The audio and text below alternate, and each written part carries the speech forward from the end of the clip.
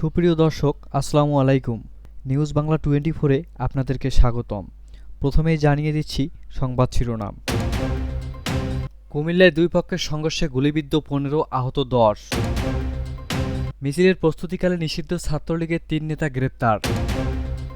কুড়িগ্রামের রাতের রাস্তায় ঝুলন্ত নৌকা, আওয়ামী লীগ কর্মী গ্রেপ্তার। আওয়ামী লীগের কেন্দ্রীয় কার্যালয় পরিষ্কার করছেন কারা? ভুয়া প্রেস বিজ্ঞপ্তি ও জাল স্বাক্ষর নিয়ে রিজভির সতর্কবার্তা। এতক্ষণ শুনছিলেন সংবাদ শিরোনাম। পুরো খবর পেতে ভিডিওটি শেষ পর্যন্ত দেখুন। সর্বশেষ খবর পেতে চ্যানেলটি সাবস্ক্রাইব করুন। এবার বিস্তারিত।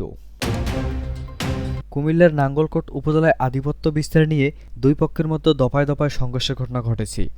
এতে অন্তত 15 জন গুলিবিদ্ধ এবং 10 জন আহত হয়েছেন। শুক্রবার 25 জুলাই সকাল থেকে বিকেল পর্যন্ত উপজেলার বক্সগঞ্জ ইউনিয়নের দক্ষিণ আলিয়ারা গ্রামের সালেহ আহমেদ সাবেক মেম্বার ও আব্দুল খায়ের মেম্বারের পক্ষের মধ্যে এই সংঘর্ষ হয়। স্থানীয়রা জানান, সকাল 11টা থেকে বিকেল 3টা পর্যন্ত টানা সংঘর্ষে উভয় পক্ষের মধ্যে গুলি বিনিময়ে রামদা ও লাঠিসোঁটা নিয়ে হামলা এবং বাড়িঘরে ভাঙচুর ও লুটপাট চলে। জানা গেছে, গত 13 জুলাই সালেহ আহমেদ গোষ্ঠীর একটি গরু আবুল খায়ের গোষ্ঠীর জমির ধান খেয়ে ফেলে। এ নিয়ে উভয় গোষ্ঠীর মধ্যে প্রথমে কথা কাটাকাটি এবং পরে হাতাহাতি হয়। এরপর সালেহ আহমেদ গোষ্ঠীর লোকজন আবুল খায়ের গোষ্ঠীর বেশ কয়েকটি বাড়িতে হামলা ও লুটপাট চালায়।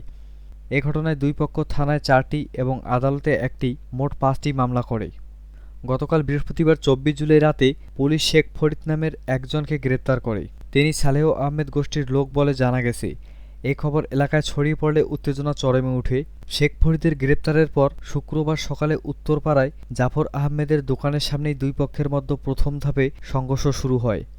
পরে তা ছড়িয়ে পড়ে। সংঘর্ষে দুই পক্ষের অন্তত 15 জন গুলিবিদ্ধ হন, আহত হন আরও 10 জন। রাজধানীর শ্যামপুর থানাধীন জুরাইন এলাকায় নিষিদ্ধ ঘোষিত সংগঠন ছাত্রলীগের মিছিলের প্রস্তুতিকালে 3 জনকে গ্রেপ্তার করেছে পুলিশ। গ্রেপ্তাররা হলেন আরিয়ান সৈকত, মোহাম্মদ ওমর ও ইয়াসিন হোসেন তরুণ। শ্যামপুর থানা সূত্রে জানা যায়, শুক্রবার সকাল 6টার দিকে জুরাইন খন্দকার রোডের মার্শাল্লাহ হোটেলের সামনে 5-6 জন সদস্য সরকার বিরোধী মিছিলে প্রস্তুতি নিচ্ছিলেন। গোপন সংবাদের ভিত্তিতে শ্যামপুর থানার রাত্রিকালীন হোন্ডা মোবাইল ও স্পেশাল ডিউটি টিম তাৎক্ষণিক অভিযান পরিচালনা করে ঘটনাস্থল থেকে 3 জনকে গ্রেপ্তার করে। পুলিশ জানায়, গ্রেপ্তারদের বিরুদ্ধে আইনগত ব্যবস্থা গ্রহণ প্রক্রিয়াধীন। কুড়িগ্রামের ভুরুঙ্গামারীতে বাঁশ ও কাপড় দিয়ে তৈরি একটি প্রতীকী নৌকা রাতের আধারে রাস্তায় ঝোলানোর পর আব্দুল বারী নামের আওয়ামী লীগের এক কর্মীকে গ্রেপ্তার করেছে পুলিশ। পুলিশ ও স্থানীয় সূত্রে জানা যায়, বৃহস্পতিবার দিবাগত রাতে উপজেলার পাইকেরছড়া ইউনিয়নের কুড়ারপাড় বাজার সংলগ্ন এক মোড়ে একটি প্রতীকী নৌকা রাস্তার উপর ঝুলিয়ে দেন স্থানীয় দুই ব্যক্তি। নৌকার সঙ্গে ডিজিটাল প্রিন্ট করা একটি ব্যানারও লাগানো ছিল। সেখানে লেখা ছিল, জয় বাংলা, জয় বঙ্গবন্ধু। ব্যানারে ওই দুই ব্যক্তির ছবিও ছিল। শুক্রবার সকালে ঘটনাটি নজরে আসার পর স্থানীয় লোকজন থানায় খবর দেন। পরে পুলিশ ঘটনাস্থলে গিয়ে নৌকাটি জব্দ করে এবং ছবি দেখে আব্দুল বারীকে গ্রেপ্তার করে। গ্রেপ্তার আব্দুল বারীর বাড়ি উপজেলার গছিয়াডাঙ্গা এলাকায়। এই ঘটনায় অভিযুক্ত অপর ব্যক্তির নাম ময়নাল হক, তার বাড়ি কুড়ারপাড় এলাকায়। ভুরুঙ্গামারী থানার ভারপ্রাপ্ত কর্মকর্তা আল হেলাল মাহমুদ শুক্রবার সন্ধ্যায় মুঠোফোনে প্রথম আলোকে বলেন, গ্রেপ্তার ওই ব্যক্তির বিরুদ্ধে সন্ত্রাসী বিরোধী আইনের মামলা রয়েছে। ওই মামলায় তাকে গ্রেপ্তার দেখিয়ে শুক্রবার দুপুরে কুড়িগ্রামের আদালতে পাঠানো হয়েছে। অপর ব্যক্তিকে গ্রেপ্তারের চেষ্টা চলছে। এ বিষয়ে বাংলাদেশ গণতান্ত্রিক ছাত্র সংসদের কুড়িগ্রাম জেলার সদস্য সচিব সাদিকুল রহমান বলেন, ফ্যাসিস্ট আওয়ামী লীগের প্রতীক রাস্তায় টাঙানো উদ্বেগজনক।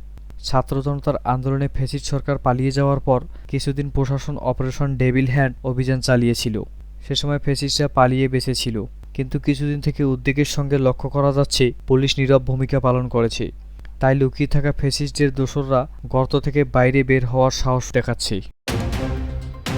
রাজধানীর গুলিস্তানে অবস্থিত আওয়ামী লীগের কেন্দ্রীয় কার্যালয়টি বর্তমানে পরিত্যক্ত ভবনে পরিণত হয়েছে। গত বছরের 5 আগস্ট আওয়ামী লীগ সরকারের পতনের পর ভবনটি ব্যাপক ভাঙচুর ও লুটপাটের পর সেটি একরকম ভাসমান মানুষের আবাসনে পরিণত হয়েছিল।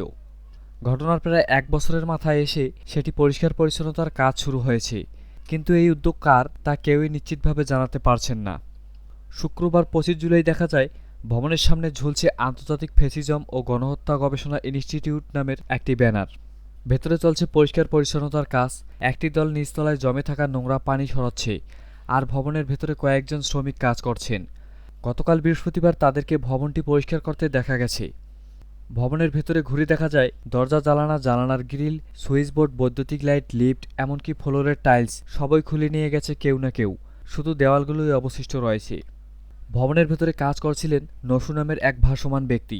তিনি বলেন, আগে হাইকোর্ট বা স্টেডিয়ামের সামনে থাকতাম, এখন 11 মাস ধরে এখানেই থাকি। একসময় এখানে আসলে লাঠি দিয়ে তাড়িয়ে দিত, এখন এখানেই থাকি। সবকিছু তুলে নিয়ে গেছে মানুষজন, টোকাই, মাদকাসক্ত, এমনকি ভদ্রলোকও। আমি লোহার তার লক্কর বাক্কর বিক্রি করেছি।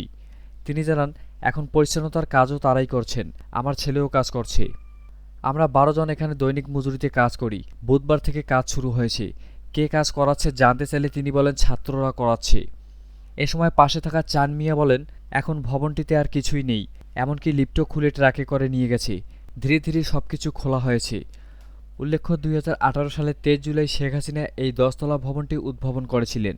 প্রায় 10 কোটি টাকা ব্যয়ে নির্মিত আওয়ামী লীগের এই কেন্দ্রীয় কার্যালয়টি 2024 সালের 5ই আগস্ট জুলাই অভ্যুত্থানের সময় ভাঙচুর ও আগুনের শিকার হয়। তারপর থেকেই ভবনটি পড়ে আছে পরিত্যক্ত অবস্থায়। বিএনপির সিনিয়র যুগ্ম মহাসচিব রুহুল কবির রিজভী জানিয়েছেন, স্বার্থন্বেষী একটি কুচক্রী মহল তার জাল স্বাক্ষর ব্যবহার করে সামাজিক যোগাযোগ মাধ্যমে ফেসবুকে একটি ভুয়া প্রেস বিজ্ঞপ্তি প্রকাশ করেছে, যা সম্পূর্ণরূপে মিথ্যা, বানোয়াট ও অসৎ উদ্দেশ্যপ্রণোদিত।